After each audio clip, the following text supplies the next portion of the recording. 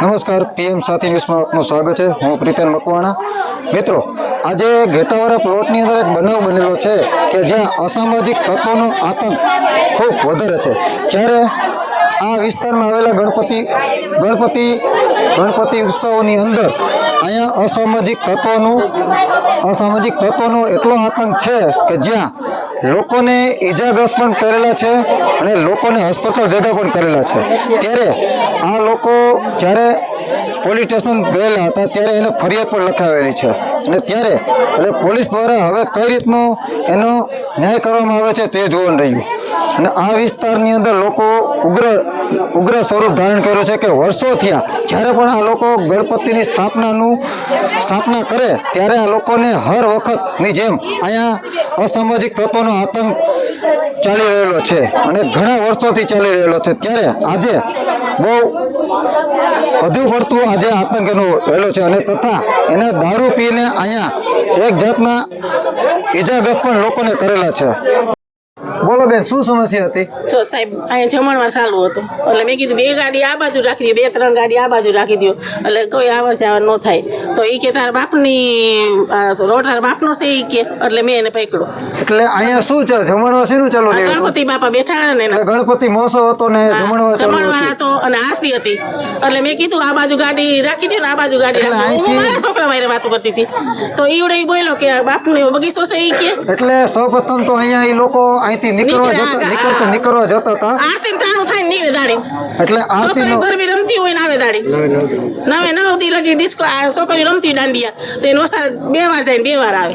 ટૂંકમાં આજે અહીંયા જમણવાર જ્યાં ગણપતિની પ્રસાદીનું વિતરણ થતું હતું તો અસામાજિક તત્વો અહીંથી નીકળીને દાદાગીરી કરી અને કા ગાડી આકે અને પછી છે ને એ છોકરાઓ ગાયરું કાઢી એટલે બધા છોકરા ઉલ. અહીંયા એક વાત મળેલી છે કે અહીંયા ઘણીને એ ગાડીથી એને એક્સિડન્ટ કરીને ઈજાગ્રસ્ત કરેલા છે. હા, ઈ કે જેથી લાગે તેની જોયું છે. અત્યારે લાગ્યું છે હવે હું હાલના હાથમાં કોઈને ઈજા થઈ છે? કોઈ ગાડીના એક્સિડન્ટમાં બાયું ગયું છે કા ગાડી આકી ને તો 2 બાયું પડી ગયું. અત્યારે કોઈ દાખલ કર્યા છે હોસ્પિટલમાં? એક પ્રેગ્નન્ટ ભાઈ છે. અને કેટલા જણા દાખલ કર્યા છે હોસ્પિટલમાં? 3 જણાને. અને જે આ વ્યક્તિ અહીંથી જે તમારે ઘણીવાર આવી રીતના તમે વાત કરી હતા કે અહીંયા હતા અસામાજિક ત્રાસ આપે છે તો હર સમય આપે છે તમને આ લોકો? આપે પણ અમારા ઘરના અમને એમ થાય કે અમારા પાડોશી છે એટલે મેં નથી બોલતા. મને આજે હવે બારું થઈ ગયું ને બાફામાં વહી ગયો ને મને જેમ તેમ ગાય દીધી ને એટલે મને ખીચ છે. અને તમે આની પોલીસ સ્ટેશનમાં ફરિયાદ કરેલી છે? હા, અત્યારે સાહેબ કરી આવી. હા, હું કરી આવી. મને ગાયનું કાઢી ને એટલે હું કરી આવી સાહેબ. જેમ તેમ ભૂંડા બોલે એમ થોડું હાલે પછી આ છોકરા ભરી રહ્યા ને બધા એમ એટલે લખાઈ આવ્યા. અમે લખાઈ આવ્યા પછી ગાયરું નહીં દેવાની ને અહીંયા આવવાનું જ નહીં. કોઈ તો પૈકે લાગવા આવવાનું નકર નહીં આવવાનું. અમે ત્યાં લગી કીધું તો એ બાંધવા આવે. એટલે આમ ખુલ્લી રીતે દાદાગીરી કરે છે અને લોકોને અને એ લોકો અહીંથી નીકળ્યા હતા ત્યારે શું લઈને નીકળ્યા હતા? 4 વ્હીલમાં હું તો એમાં એનો બાપ બેઠો હતો ને એને સમજાતી હતી દીકરાને તું ડારો દે 4 વ્હીલ એને ફગાવી. એમને તમે અહીંથી જમણવાર જે ચાલુ હતું અને જે પ્રસાદી વિતરણ થતું હતું ત્યારે એને ચાય કરીને આડી ગાડી નાખી હતી. હા, 2 વ્હીલ તે આડી નાખી અને 2 વ્હીલ તો એને જવા દીધું કે જવા દ્યો ને અને જવા દીધી. અને પછી તમે એને કઈ કીધું ને તો છતાં એને પછી હાલીને આવ્યા બધા બાંધવા અને બહારનો વ્યક્તિ બાંધવા આવ્યો ને ત્યાંથી અમને બહુ આ છોકરાઓને થઈ ગયું કે બહારનો વ્યક્તિ કેમ બાંધવા બોલાવી લીધા બહારથી કે હાલો અહીંયા ડખો કરવો છે આપણે. એટલે અસામાજિક તત્વોનો અહીંયા ખૂબ આતંક છે એમ કહો ને તમે.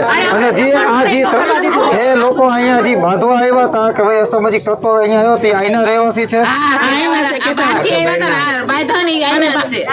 અને બીજા આવ્યા હતા ને એ બહાર ના હતા 2-3 છોકરા.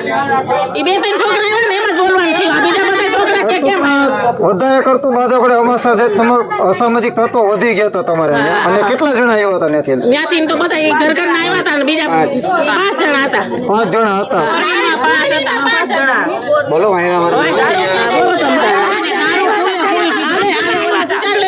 બોલો બેન, હું હતું અહીં? શું થયું હતું? મારી મમ્મી આમથી નાયલા હતા તો મારો ભાઈ અહીંયા ઊભો હતો તો એ આમથી 4 વ્હીલ આવી ને તો મારી મમ્મી આમ હાઈલા આવતા હતા સીધી માથે ચડેથી મારા ભાઈને ગરદન પકડીને આમ રોડ ઉપર ઢળ્યો તો એને હું સજા દેવાની હવે બોલો તમે અને તમે આ જે પણ એ બનાવ બન્યો તો એ તો પોલીસ સ્ટેશનમાં જાણ કરી દીધી છે હા અમે જાણ કરી દીધી હતી અને પછી અમે ફરિયાદ લખાવીને આવ્યા તો એ 4 વ્હીલ લઈને આવ્યો બોલો એટલે ટૂંકમાં તમે ફરિયાદ કરવા ગયા હતા અને પછી આવીને દાદાગીરી કરવા આવ્યા એટલે એને કોઈ પોલીસનો ડર જ નથી હા એને પોલીસનો ડર જ નથી એને. કીધું પોતાને કે પોલીસ વાળા શું કરી લે એ કે પોલીસ વાળા હું કરી લે એમ પોતાને કીધું દારૂ પીને 5-6 જણા ફોરેનમાં હતા તો તમારા સજા ઘરનો દેવાની કે નહીં દેવાની એમ નહીં તો અટાણે તમે પોલીસ પ્રશાસન પાસે શું આશા રાખો છો હવે એને કાંઈ કે એને સજા દ્યો.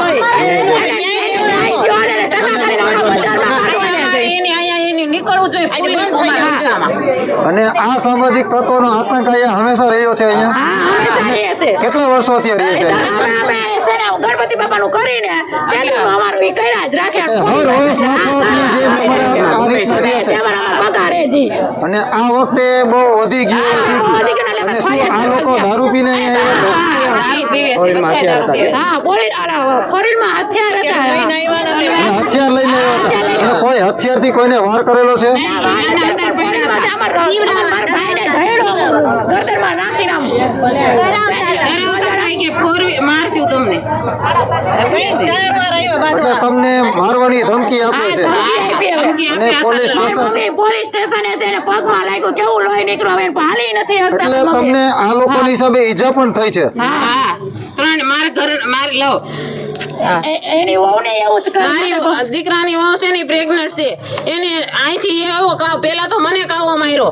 આમ માર્યો પછી આમ માર્યો પછી આમ માર્યો પછી હું આ હટી ગઈ ને તો મારી વહુ સામે ઊભી હતી ને તો એને લગાડી દીધું છે બે પ્રેગ્નન્ટ છે હવે એને થઈ ગયો તો શું કરે તમે એને કાંઈ થયું હોત તો એનું હું અમે કરી લેત એટલે એને ગમે તેમ કરીને એને ન્યાય અહીંયા એને ફૂલેકું નીકળવું છે ને એ લતામાં રહેવો જ ન જોઈએ અહીંયા આખો એટલે આ જે છે આ લોકો જે અસામાજિક તત્વો છે અહીંના જ રહેવાસી છે ગેટાવાળા પ્લોટના. હજી અમને ડર છે ફોરેન હજી અમને ડર છે કે હજી ક્યારે આવે અને અમને ક્યારે હેરાન કરે એને પોલીસની બીક જ નથી જ્યારે પણ એ આવશે નક્કી જ નથી ક્યારે આવે અમને મારવા આયા બધાયને એટલે તમારા ઉપર જીવનું જોખમ રહ્યું છે આ જીવનું જોખમ છે અત્યારે અમારા આખા રોડ માથે બધાયને અમે ત્યાં લગી આવીને રહેવું ત્યાં લગી ન્યાય નહીં મળે ને અમને અમારા જેટલાને લાગ્યું છે ને અમને હેરાન કરે છે ન્યાય નહીં દે ને ત્યાં લગી અમારો આ કોળી સમાજ અમે હલશું નહીં અહીંથી હા એ અમને અહીંયા હામાં જોઈએ એનું અમારે ફૂલેકું અમારે જોવું છે હા ત્યાં લગી અમે અહીંથી તમારા હટશું પોલીસ પ્રશાસન પાસે ન્યાયની આશા છે હા હોય જ ને અમે હું કામે કેવા હેરાન છે અમે કોઈ ખાધું નથી જમણવાર હતું તો જયમાં નથી બધાને ફૂલે કુદ નીકળો ને એ 5 આવ્યા હતા ને બધાયનું ફૂલેકું નીકળવું જોઈએ ટોટલ 5 જણા આવ્યા હતા હા એની પેલા તો કેટલા આવ્યા હતા પછી મોટરમાં 5 આવ્યા ચારીની પેલા ચાર હા પેલા 4 આવીને જેમ આવે એમ ગાડું બોલી ગયા હાલો બાધું હોય એટલા નીકળી જાવ હોય આવો બાધી જ લેવું છે અમે આજે લખાયા પછી બીજા 5 હા પછી લખાવ્યા પોલીસ સ્ટેશને લખાઈ આવ્યા ને તો 4 વ્હીલ આવી અને જેમ આવે એમ કહો આ લોકોને કોઈ ડર જ નથી નહીં નહીં પોલીસ વાળા પોલીસની ફરિયાદ કરી એવા છતાંય એને અહીંયા આવીને લડાઈ ઝઘડા કરવા આવ્યા અમે કીધું ને કે અમે સાહેબે નંબર આપ્યા છે અમે સાહેબને ફોન કરવી છે તો કે પોલીસ વાળાથી અમે બીતા નથી પોલીસ વાળા શું કરી લે અમને શું સમસ્યા હતી તમને અમે તો ખાલી લાણી કરવા અહીંયા આવ્યા હતા કે છોકરાઓને પ્રસાદી જઈ આવી અમને તો કાંઈ ખબર નથી તો અમે જરીક વાર અહીંયા ઊભા રહ્યા અને મારા છોકરાને અહીંયા ઊભો તો એને ખબર નથી તો એને ગાડી કેવી રીતના કાઢી મેં 2-3 ને ધક્કા માર્યા પણ એને જવા જ દીધી છૂટે છૂટ એમાં અમારો તો કોઈનો વાંકાઈ નહોતો તો અમારે શું સમજવું અમારા છોકરાઓને કઈ થયું હોત તો મારે શું સમજવાનું એક જ દીકરો મારે એક દીકરો છે એટલે બે તમારે ભાઈઓને મેં બે બિચારી ડોસી હતી ને બેને ધક્કા માર્યા હવે અંદર કોઈ તો મને ખબર નથી પણ એને ધક્કો માર્યો નહીં વગરના વાક વગરના તો આવી જાત ને અને એ બધા ભાઈ હથિયારો હતા બધા ભાઈ ઢારિયા તલવારો બધું લઈને આવ્યા હતા તોય અમે એના લોકો બધા આવ્યા ને તો અમે એમ કીધું કે પેલા સાંભળો અમારો તો વાકઈ નથી આમાં શું થયું અમને ખબર નથી અમે તો ખાલી જોવા આવ્યા કે અહીંયા શું છે લાણી કરી તો એની મમ્મીને કહી છે કે એના પપ્પાને કહી છે એની બહેનોને કીધું કે બેન પેલા આમાં વાક તેનો હોય અમને નથી ખબર પણ અમારા છોકરાઓને તો વાકઈ નતો અમે જોવા ઉભા એને જવા જ દીધી સીધી ટૂંકમાં ગમે ને અહીંયા અસામાજિક તત્વોનો ખૂબ આતંક છે એમ હા બહુ જ અહીંયા એમની તમારા ઘરના કોઈને ઈજા થઈ નથી ને ના રહી ગયા. અરે તમને એ શું અમારા આ બાપાની લોકોએ- દયા કે અમે રહી ગયા. તમને શું આ લોકોએ ગાયરું કાઢી એવું કઈ બન્યું થયું? ના, અમને કાંઈ મને નથી ખબર. લાણી કરવા આવી ને છોકરાઓને ઈ મને ખબર નથી. પણ મારો છોકરો જોવા ઈ કે મમ્મી જોવા દે શું થયું છે ઈ કે એ ઊભો રહે ને એમાં એને ગાડી આ બાજુ આ દીધી ને ઈ મને ભાઈ બોલું થયું બહુ એટલે તમારો છોકરો ઈજા થતા બચી ગયો બચી એવું? ગયો. બે ભાઈઓ બે ડોસીઓને મેં ધક્કા માર્યા. બે ભાઈઓ બચાવ્યા. બે 3 જણાને બચાવ્યા ધક્કા મારી. એટલે ત્રણ એટલે એને જણ- જવા અને દીધી. અહીંયા એક જાણકારી મળી કે 3 જણા અટાણે હોસ્પિટલમાં એડમિટ થયા છે. આ પેલા એનો લઈ લીધો પછી જવા જ દીધી છૂટે શું. ટૂંકમાં અહીંથી ગાડી લીધી અને કોઈ ભય વગર અહીંયા માણસો છૂટે છૂટ જવા દીધી. ઈ બાઈઓને તો પેલા લાગ્યું ને ઈ તો મને નથી ખબર પણ એને ઘાય ગાવા દીધી ને ત્યાં બે ડોસીઓ ને મારો છોકરો ને અમે ઊભા હતા. હું ભાગ દેતી હતી ને ત્યાં એને વયો ગયો.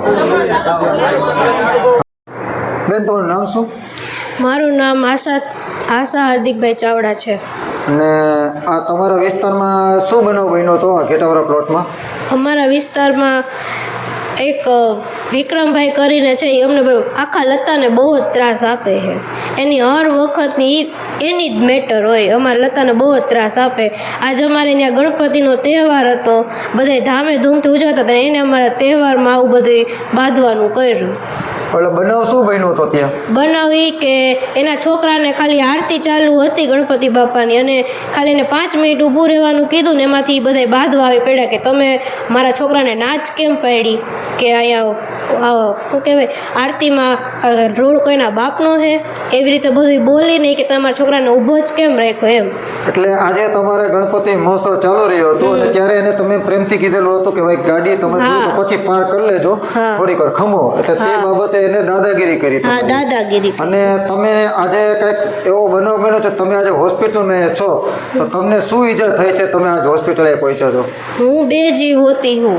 મારા એની 4 વ્હીલથી એને 2 વાર કાવા માર્યા ને મારી એરે જે માજી હતા ને અમે બે ઊભા ત્યાંથી હતા. તમારું 4 વ્હીલ વડે તમારી ત્યાંથી ગાડી કાઢી એક્સિડન્ટ થયેલું છે? હા, એક્સિડન્ટ થયેલું છે. એને ઠોકર મારી દીધી અને મને જો અહીંયા હાથે પણ વાગ્યું છે ને મારી કમરમાં દુખાવો છે. હવે મને નથી ખબર કે મને શું થયું છે. હવે તો જે રિપોર્ટ થાય એમાં આવે.